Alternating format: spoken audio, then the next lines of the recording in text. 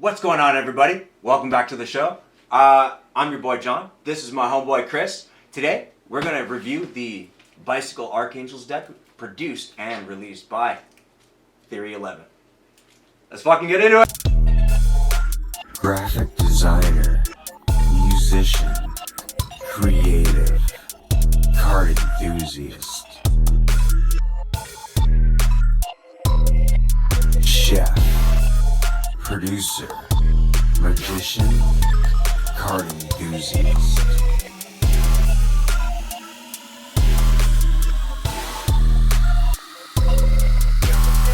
ArchAngels, these are not bad, right? Again, Theory 11 is amazing because they put the actual detail into putting the gold foil on the fucking prints. It's a gorgeous thing. But again, when it comes to theme, I feel when it comes to Theory 11 cards, extremely well thought out. Yeah. And this is, and to go through USPCC or through Bicycle is just an amazing, wonderful, like every time I open your cards, it's just, I know exactly what to expect, man. I know exactly what to expect. I mean, like, straight off the bat, like, this box, like, you got the gold leaf on here, really gives it that pop that it needs, because mostly, at least on the box here, you have a two-tone, so you have the black and white. Of course, I love the black and white contrast. It's one of my favorites. It's been classic for a reason. Yes. Right. On the back, which is, I'm sure, exactly what the backs of the cards looks like, looks very, very esoteric, very tarot style, right? And even the seal looks very like Enochian in style, which is super rad. That's a really good interpretation. Yeah. Because what it reminds me of, it's more like how do I describe it? It's more like what you would see on acid, but at the same time, it's also like if you look at the back, it's also what it embraces a lot of like the golden ratio concepts. Oh yeah. Right. It's very circular, right? You can see it in every aspect of it. Again, I love it because of its gold foilings. Tom Lane is the designer on these cards. Yeah. Also, the box has some dimpling on the front, which I find very nice. Yeah, totally. And and it's because of the press, the gold press in the foil, right? So good. But I'll let you go ahead. All right. Let's. The promotional cards, right? Got your Theory 11 card. Which is arguable. Arguably, I don't mind this because you know what? You remember, I usually have a gripe.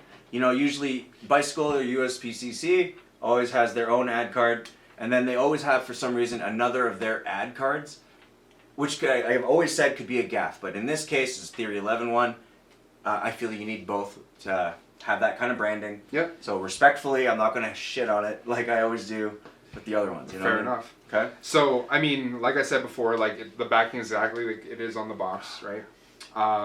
Lovely in style. You get the, like you do get a little bit of, actually no, you don't even get any gradation at all. It's similar to the US President's deck.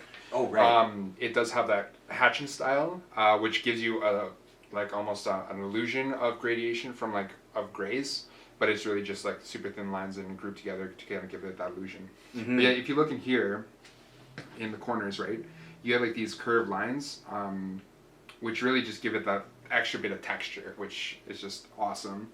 And you got the sun and the moon in here. You got the devil's wings. Nautical star. Yeah, no, you have the half devil, half angel wing. Just lovely. Yeah, it's a dedicated image, right? Like it's deep. It has lots of depth. It definitely focuses on center, but center focuses here, here, and here. And I think that's totally important as a magician to not make the eyes stray away that far. Yeah, and like what I noticed is that they do leave a lot of white space in this. But because the design itself is so intricate, like you can get a first like level glance at it. And then you can go in further and see like more detail, and then you can go in even further and see even more detail, more detail. So it's like the more you look into it, it's like the more detailed it gets. Absolutely. But off the face value, it like there's lots of white space. So yeah, and can I point out that it's borderless almost. It's not borderless, but it's a natural border. See, like the line here, like the lines at the top and bottom, really give the edges here a lot of strength in terms of the line. Yeah. But like this is so fluid, because like look, because even if you give it a nice, gorgeous fan, each of these have like you can see it has like a line to it, and it's an irregular border. Yeah, and it's just the way it lines up. it's still very nice, straight. And to me, it's just things like this. Again, from a magician standpoint, to have these like not centered. This was my biggest gripe with like that vanity deck. Right. Was that it was only a center image. Yeah. And I feel that this is more like you can keep turning this over, and there's no like it's none the wiser. At the same time, though, it's not boring. It doesn't draw your eye specifically to one card, and I think it's necessary. Yeah, no, and like I said, like before, there is lots of like imagery in this that's significant to what the deck is supposed to represent, which is exactly what you want in this. Precisely. All right, so we're gonna get into. We want to start with the blacks. Let's get right into the Ace of Spades, baby. So, as you all know, Ace of Spades has all the flavor, has all the flair. This one is no exception, obviously. Yeah. So this is the same that you get from the front of the deck. Same design. Again, it's very, sticking with the theme, very angelic, very Enochian. You get like some flourishes, some flares here, and it keeps consistent with the style of the backing, which is like, you get the cross-hatching style. It draws your eye right into this hand holding a dagger over the sun. Get out of town. Oh, sorry. No worries. Get out of town, yeah, really? Man. Yo, that's a detail. Same with those little like those beer flutes or whatever, those Viking flutes. That's. Yeah, no, you have to really get in deep to see it, but it is a hand holding a dagger over the sun. Reminds me of. Oh, and also to point out that on one side you have the angel wing, on the other side you have the devil horn. Oh.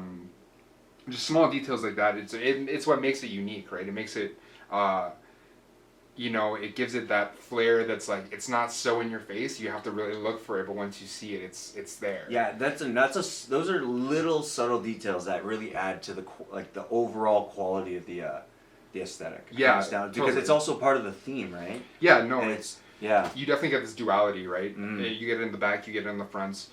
This duality between good, evil, angels versus demons, right? And then also that's also complemented by the color being black and white, right? Oh, absolutely. Like that contrast is throughout the entire design, which is awesome. Just so good. Yeah. The pips, standard, very standard. Yeah, actually, if anything, they're 100% bicycle standard. Yeah. Even the black is exactly the black that they would have used. For a standard deck, other than the Royals. Yeah. So. The Royals, I'd say, in their design are fairly standard, right? Mm-hmm. The color choices, though, is where it kind of gets me, because they have a printed gold on here. And which is, again, classic of many Theory 11 decks. Like, they helped really pioneer this this foil stamping kind of technique. Yeah. Or, sorry, not stamping, it's like the metallic ink. Like a metallic print. Yeah. Yeah. No, it's like you have the gold and the blue, which I've always loved as a color combination. It's one of my favorites.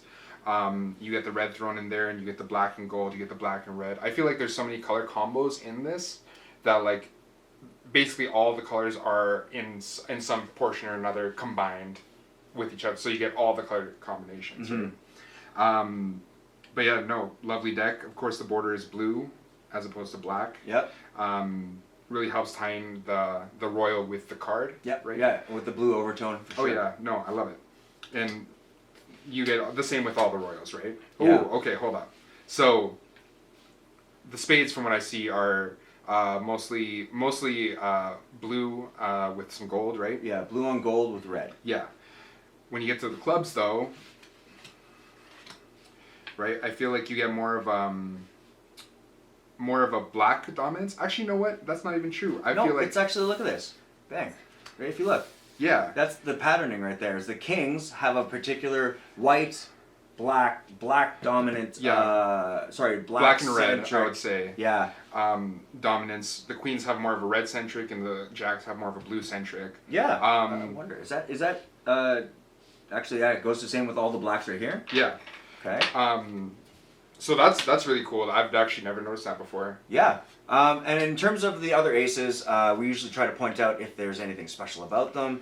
In this case, it's nothing. They're run-of-the-mill. Yeah, run-of-the-mill, as well as all the pips and stuff like that are all, again, standard for all the red, diamonds, and hearts. But, okay, so then let's take a gander at the Black Royals, just to see, because I think you're right. There's a combination. Yeah, so there's definitely a color consistency here. Okay. Okay. Oh. I think. So here's what I think. So I would say for the blacks, right? You get the kings being the more black dominant, whereas in the reds it's the queen that's more black dominant. I would say that the jacks are more the red dominant, and then the kings are the more red dominant, and the jacks remain the blue dominant. Blue dominant, but if you notice, it's like black and blue, and then purple and blue. Yeah. So this goes back to like the whole cross hatching thing, right? You not only can do that with blacks and whites to get like a gradation, you can actually do the same technique with different colors, and you can almost get the same sort of effect where let's say you have a red with a blue hatching, which you'll see on the Jack of Hearts. It almost gives it like a purple overtone, but that's not because it's printed that way. It's because of how your brain perceives that color combination. Absolutely. Which makes it super rad. I've actually never seen that on a card before, like on a face card. Because usually, I mean, when you're printing, right? Yeah. If you wanted purple, you would just print purple, right? I've never seen a cross hatching in that style where it's meant to visually trick your brain into seeing another color, which is super cool. But yeah, no, if you look at all these royal cards, as you do with most royal cards, like the gusto's in the pattern, right? Yeah. That's where you get like most of that's where you get the flavors, like you get the different patterns, and every card is unique in itself. But yeah, no, fantastic. I think it's, but again, this is a really, in my opinion, classic Theory 11. I think this is like some of their first and earlier stuff that they've released stuff like this, and it's you know what? It's just so, it's the back design. I feel can go a little bit further to represent the front, or vice versa. But at the same time, you know what I kind of feel what they should have done though is kept the faces all. You know how they have the blue ink lines? Yep. They should all be black. Okay. Yeah. Right. To kind of mirror this. Because I'd be okay with that. It would match a little bit further and give it a little bit more, in my opinion, a little bit of that darker black-white depth. Yeah. But again, this is standard among Theory 11. It's so timeless. It's classy looking. It has a lot of gorgeous lines, beautiful colors. The palette is just so rich. I would go even a step further than that and say make them all black and white. Yo, I 100% agree. And then put the lines to fill up the colors spectrum and stuff. Yeah. And it would just be textured with these lines as opposed to completely filling in. Yeah, no, I totally agree. I totally agree. Like, I see, like, you could do so much to make it, like, so much more cohesive to the backs, which you spent a lot of time, a lot of love and effort was put into it. And that's what I love about this deck, is just seeing that back and seeing all the imagery and all the, because everything on that back has meaning to it. Yes, right? absolutely. But yeah, no, I would have loved to see that for the Royals. That being said, how they are now look fantastic. Just still look, again, it's timeless, it's classic, yeah. It's beautiful. Okay, but then let me point out, let's get into the Jokers. Yeah, so the issue I have, I guess, with this one deck particularly is that it right now hasn't come with a double backer. Right. All right, and usually with Theory 11, they have matching Jokers. In this case, okay, that's it's weird. Almost matching. Yeah. I mean, it's cool. This could be actually done for a trick, which would be really nice because, you know, you can do like a classic, like let's say you can shrink it. So you can just take it, just give it one of those, and just make it shrink. Yeah. Right? And I think that's also a great idea. But, okay, first and foremost though, look at the Joker. That's pretty cool. They have like the Archangel Joker, if you split it in half like that. That's really cool because the line is dead on. And if you look at it like that, that is pretty cool in its own too. Like a Jester and an Angel type Joker. What I find interesting in terms of design is why they chose to do a size difference rather than, say, a mirror. Right? It's an interesting choice, you guys. I really find it quite fascinating because it definitely helps differentiate it without it having any color. Also, speaking of that, this should have been, I guess, basically every Royal card. This is what we're talking about. No, this is exactly what I'm talking Yeah, but again, it's kind of mind-boggling because again, I love Theory 11 cards. I love Bicycle brand cards because these all handle amazingly, and I can't stress enough how smooth out of the box these things. They do need, and they are like they're modern cut if I'm not mistaken, because like they feel smooth right out of the box, right? Which means that there's no grip. Yep, right from the back, right? Bang. So. Yeah, I'm just perplexed as to why you left out. It's an ArchAngels deck. It's supposed to have like. Wait, hold on. Am I missing something? Does it have the like? Does it have like a thing? I don't think it. Like, are you looking for like a gap on the box? I'm looking for like a reveal. Okay. I'm looking. Yeah, you know what I mean. Hold on. Just hold on. Sorry, guys. Sorry, guys. In the meantime, while you do that, ArchAngels. Yeah, it just has the title. Guys. Yeah. I'm right now. I'm perplexed with this. Yeah. No, I understand your confusion here. Because I can still use it, 100% for Magic, except that when decks don't come with gaffs that are like multi-purpose or functional, it makes it much more difficult for me to give it a higher rating at this point. Yeah, no. But I'm still so blown away by how it is. I have my gripes with it too. Yeah. But anyways, I think for how it is, okay, let's give it a rating. Yeah. So all right, let me get into the rating of this deck here. So I'm gonna give my notes first, and then I'll give my number. Okay. So here's the thing. Here is the thing about this deck. You look at the box, right, and you're expecting all kinds of angels and demons, right? Yeah. Like, that's the first thing that I thought when I saw that backing. I was like, you know what? It's full of imagery. The cards are going to be the same. But the thing is that they're not. Yeah. They're not. They're not even, like, a little bit. You got the ace of spades, and you got the jokers, and that's about it. Yeah. You know what I'm saying? Like, for me, if you're going to be charging what you're charging for this deck, and you're expecting people to buy it and like stick with this theme that you're trying to sell, you gotta stick with that theme. Yeah. You know what I'm saying? Yeah. Like, give me some royal cards that are linked to this theme at least a little bit. Yo, okay, so on that tangent though, customization. Right? The royal cards were not reflective of that. You're absolutely right. They weren't angels. Nor, like, see, what would have made more sense is that you have ArchAngels, okay? So you have like this demon and angel kind of situation going on, right? And you didn't even make the fucking black cards ArchAngels, and you didn't make the red cards angelic or any of that. You just, again, this kind of comes into that you slapped on a couple extras here and there, and you know what I'm saying? It's still beautiful, and still this was well thought of. You know what? It's right. The deck is classic for a deck that I didn't want to be classic. Yeah. If that makes sense. Yes.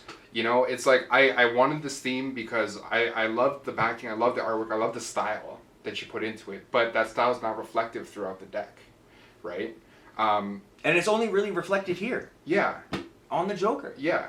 And like even then, like your difference between Jokers was, I would say, a strange design choice in that like you didn't make them like even like same size reflected on each other. So yeah, or like yeah, exactly. Like one here, and then if you imagine it was like that. Yeah, like something like that. Parallel to each other. You know, like I just feel like the way that you did the Jokers was not reflective of like the theme that you're going, and for that matter, any of the royal cards or any of the cards in general.